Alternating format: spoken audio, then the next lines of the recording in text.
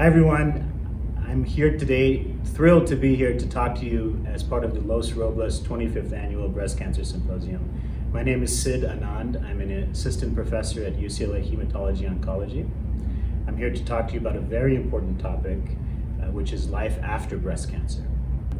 Nowadays, I think it's vitally important for patients to be fully aware of all aspects of their care and to participate in their care as a team in conjunction with your oncologists and radiation oncologists and surgeons, as well as your primary care physician.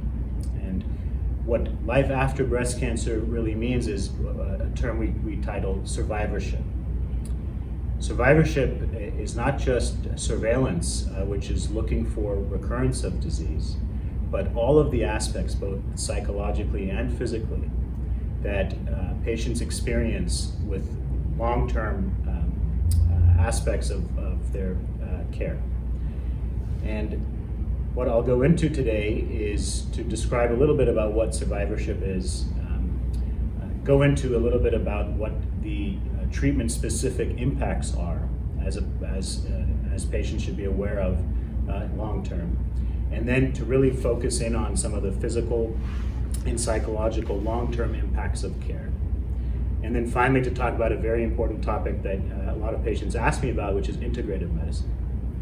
So what is survivorship? Survivorship is kind of a loose term we throw around, but essentially it is all aspects of care that patients deal with following treatment of their disease. And it has many different aspects, and I'll go into each one today. Nowadays, around 231,000 newly diagnosed patients with breast cancer, with over 3.1 million survivors in the United States. The illness has, once you're through treatment, has a lot of long-term effects psychologically and physically that are important to recognize in order to lead a happy and healthy life after your treatment is completed. And survivorship has a few different components which I want to go into today. Surveillance is key, and there's a few aspects of that. One is history and physical. So you'll be seeing your primary care doctor, and as well as likely your medical oncologist, and if you have seen a radiation doctor and surgeon, you'll be seeing them quite frequently in the aftermath of your treatment. In terms of medical oncology, we like to see patients almost every 3 months during the first 2 years, every 6 months for a few years after that, and annually thereafter. Part of that care can be transitioned to your primary care doctor, but part of that visit is to really understand how you're doing, what's going on with your symptoms, if you're having any, and to, at times, order certain imaging tests and labs as needed. Right now, the current guidelines suggest that in terms of, there's no routine role for lab tests, but often we check blood tests if needed for various symptomatic concerns. In terms of imaging, women who have received a unilateral mastectomy will need annual mammography of the other breast. And for those with lumpectomies, an annual mammography of both breasts. It's important to also discuss symptoms with your treatment team and anything that you feel is out of the ordinary, whether it's aches and pains or even GI discomfort sometimes, whether the neuropathy becomes an issue, or even just anxiety or depression. It's important to recognize anything going on with you and talk to your providers. We also talk about genetic screening. If this was not done during the initial treatment phase, we recommend genetic screening for anyone with a strong family history of breast, endometrial cancer, ovarian cancer, for example, as well as all triple-negative breast cancers, particularly under the age of 60. A lot of patients are on endocrine therapy, which are medicines we give for patients with certain estrogen and receptor positivity, and those medicines often are given for a long period of time, 5 or even 10 years at times. And it's important to recognize the long-term impacts of endocrine therapy, including bone health, and in some cases with medicine called tamoxifen, the small risk of uterine cancer. And finally, what I'd like to spend a lot of time today is just talking about the physical and psychological impacts that I was alluding to. One of the interesting things patients may experience are some body image concerns, and it's important to recognize that and talk to your provider, whether it's issues after a mastectomy or with hair loss, for example, during treatment. We can discuss things around prosthesis or wigs if needed, and some patients opt to use cooling techniques during chemo with varying degrees of efficacy to help prevent hair loss. But if any of these things become bothersome or have issues, whether it's during treatment or afterwards, it's important to talk to your providers because there's things we can help with. Another concern is lymphedema, which there's a little bit less risk of nowadays with some of the new surgical and radiation techniques that are employed. But if it is starting to become a concern, we often recommend patients get physical therapy. There's actually some lymphedema specific physical therapy that we can recommend. Often weight loss can help with that, and it's also important again to recognize some of the early symptoms of the swelling of the arms or things you may experience when you're with that possibility. Cardiotoxicity is again heart health, and that's a result of particular treatments for breast cancer, including anthracyclines and also medicines such as trastuzumab. Again, important to know what medicines you're receiving and some of the long-term symptoms that may be reflective of heart health issues, including shortness of breath, particularly with exertion, sometimes leg swelling, and those things. If you discuss that with your provider, you can have echocardiogram surveillance, for example. Cognitive impairment is important. People talk about this term chemo brain, which is not actually just reflective of people who go through chemotherapy, but even endocrine therapies, or even just going through breast cancer treatment in general, even if you don't receive some of these more advanced treatments such as chemo. It can affect long-term cognitive health, and it's perhaps reflective of some of the manipulations of the hormone axis that we have patients go through, but there are things to be done about. We can have patients be assessed, and there's some cognitive exercises that can help. And also important to look into some of the reversible things, including thyroid dysfunction, vitamin deficiencies that may be impacting that. So again, important to recognize those things and talk to your provider. Anxiety and depression is a big deal, no matter what stage of the disease you're dealing with. And in terms of even long-term health outcomes, that if you've gone through treatment a while ago, it can still be part of your life in terms of dealing with anxiety and depression as a result of all that. So important to recognize that and talk to your provider. There's a variety of things that can help, including counseling and, if needed, pharmacotherapies. And fatigue. Fatigue is a big complaint that we hear not only during treatment, but even after treatment. Again, there's some reversible causes of fatigue, including thyroid dysfunction, cardiac dysfunction, sometimes sleep disturbance, or even this issues around depression and anxiety can impact how patients are feeling in terms of fatigue. So again, talk to your provider, and there's things to recommend around it. Physical exercise can be very important to help deal with fatigue. We typically recommend 30 minutes a day, 5 days a week of some aerobic exercise, and actually even acupuncture can sometimes help with some of the long-term cancer-related fatigue. And I'll go into some of the data around that. Bone health, we talked about, it's very, very important. Bone health can be impacted not only by the endocrine therapies, as we were talking about, but even chemotherapy, particularly if it's led someone into early menopause, for example, can lead to, due to the deficiency of estrogen, long-term consequences with regard to bone health and osteoporosis. This is something where your provider should be doing a DEXA scan, which is a bone density scan, every 2 years, particularly if you're on an aromatase inhibitor, such as letrozole or anastrozole or Arimidex or tamoxifen.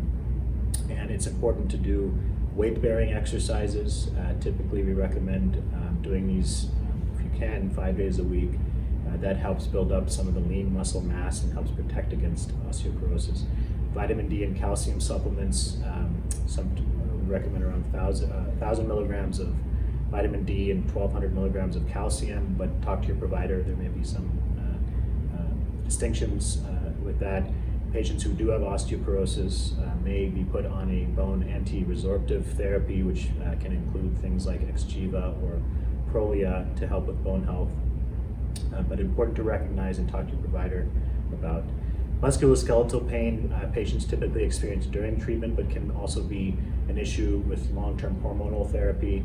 And we've seen patients benefit again from physical exercise, acupuncture, and sometimes there is a need for physical therapy to help with that. Neuropathy. So neuropathy is a particular concern with some of the more common chemotherapy agents we use if patients have received chemotherapy. Neuropathy is numbness and tingling of your hands and feet. It can be various degrees of severity, even causing painful symptoms. If that is starting to happen, typically your provider will dose adjust your chemotherapy, but it can be long-lasting in some cases. And again, we recommend physical activity, at times occupational therapy if needed. Acupuncture has shown to be some benefit, and also some medicines such as duloxetine and off-label medicine called gabapentin. Less data around some of the nutritional supplements that patients are aware of, such as alpha-lipoic acid and B12, but I know some providers do that. Infertility is a common concern, particularly in patients of childbearing age, so it's important to recognize your concerns around fertility before you even start treatment, and talk to your provider about that, particularly if there's a need to discuss fertility preservation and to see a reproductive endocrinologist, for example. And sexual health can be an issue long-term, both on endocrine therapy and even just having gone through chemotherapy. And it's important to, again, recognize this and understand how it's impacting your life, to talk to your provider about potential lubricants if needed. If it's vaginal dryness, for example, that's the issue, or even psychosocial support if that is something your provider recommends. Finally, hot flashes for patients particularly who have gone through premature menopause due to the treatments, whether it's the chemotherapy triggering menopause or the endocrine therapy. But sometimes serotonin receptor reuptake receptor medicines can help SSRIs. Gabapentin can be beneficial. Also environmental modification, and there are some herbal medicines patients have turned to, again with less data, including things like black cohosh root. But again, talk to your provider about some of the impacts on your care for those things and whether they agree with that. Moving into a very hot topic for patients, which is integrative medicine. And what that is as part of survivorship and dealing with the long-term consequences of going through breast cancer treatment, is how do I make my everyday life better? And is there things to turn to besides these medicines that we recommend, conventional medicines? I'll be talking to you about one of the most important things, which is exercise and maintaining a healthy lifestyle that way, and diet changes that can make a difference, as well as some of the data on some of the integrative therapies such as acupuncture and acupressure, yoga and meditation, and some of the nutritional supplements patients may hear about. And we'll go into some of that. This is by no means meant to be exhaustive, and there's other things out there, but just some of the interesting things that I've come across.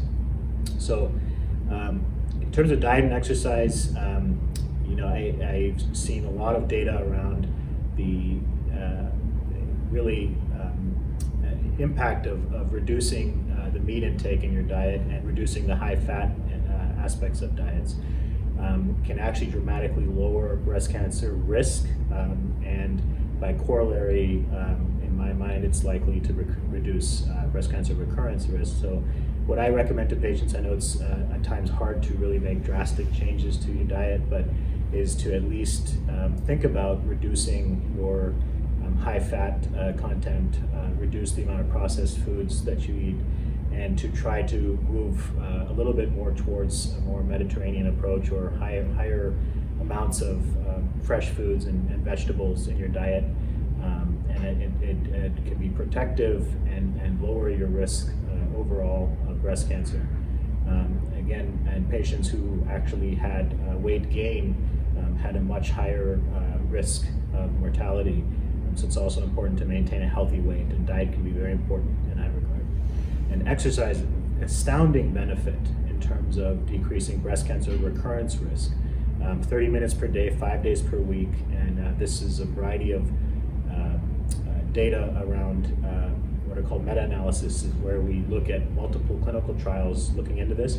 And they looked at breast cancer recurrence and mortality, and a 40% decrease for patients who regularly exercise as part of their long-term recurrence risk, and what they do as a part of their regular routine. If you can include that, it can make a huge difference.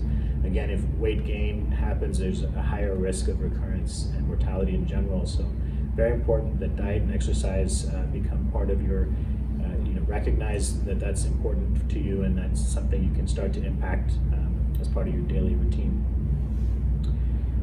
Acupuncture and acupressure originated in China over 2,000 years ago, this idea of placing needles in specific locations to impact the meridians of the body, or channels of energy. And the exact mechanism's unknown, but we think it has to do with neurotransmitters and endorphin release. And acupressure is a similar principle, but not using needles, but using pressure points. And some of the evidence is very interesting. So I looked at a few of the data out there, and in 2016 randomized trial of acupuncture versus self-care.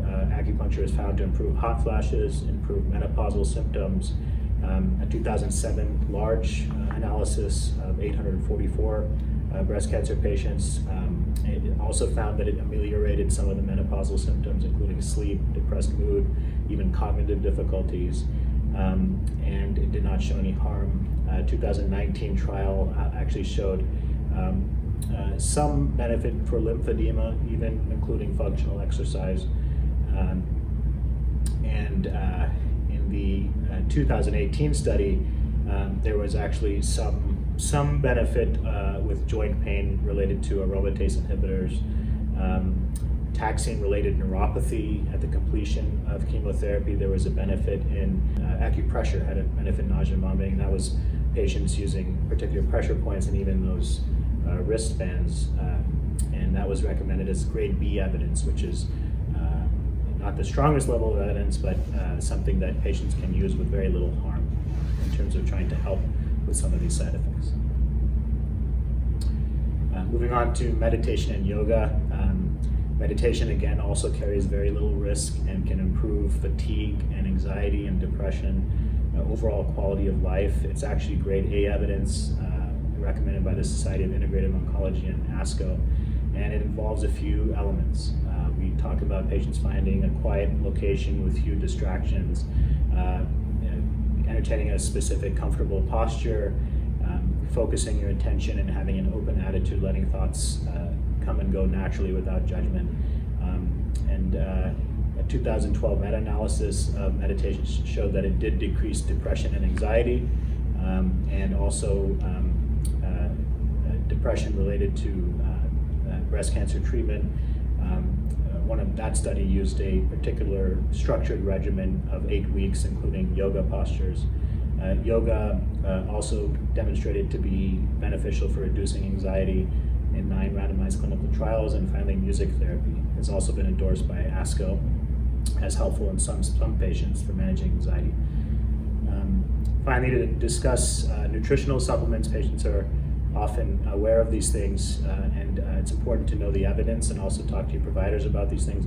Ginseng is an interesting herb found in various formulations, ground or extracts, and it can be used to treat cancer-related fatigue There are some side effects to be aware of, but a phase 3 trial actually of using 2,000 milligrams of ginseng versus placebo in cancer fatigue patients did show a benefit in the fatigue score without significant side effects. It's actually grade C evidence with ASCO and the Society of Integrative Oncology, which means there's not enough evidence to really make a definitive statement, but it's interesting, again, to talk to your provider about possibilities around that. And ginger, again, available in many formulations. It does have some minor benefit for nausea and vomiting. Again, recognize some of the side effects, including bleeding. Also grade C recommendation. Finally, mistletoe, in terms of the beneficial herbs, there has been some quality of life impact benefit. I worry a little bit about this in terms of ingestion due to toxicity concerns around large amounts. So important to talk to your provider about that. And it's also grade C evidence by ASCO and the SIO.